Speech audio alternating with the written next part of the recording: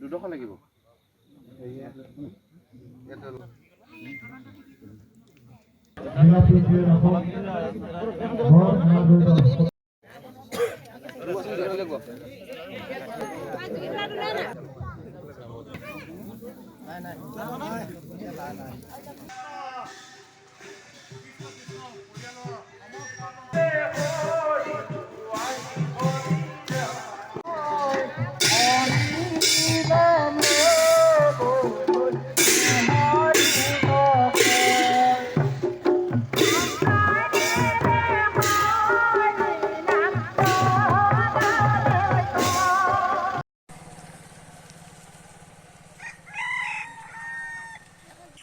Soalnya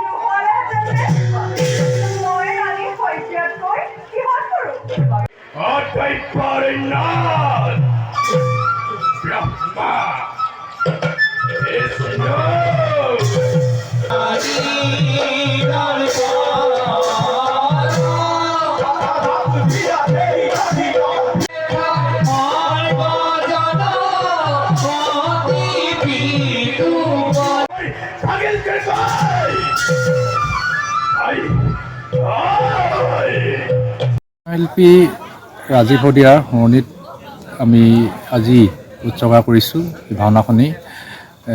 সন্মিলিত নাট পৰিচালনা সমিতি উদ্যোগত আৰু চামনি মাছপাৰ ৰাইজৰ সহযোগত লগতে শুভাকাংক্ষিক ৰাইজো আছে আমাৰ মাজত। আজি এই 11 সংখ্যক আমি ভাওনাৰ প্ৰদৰ্শন আমি স্থিৰ কৰা হৈছে।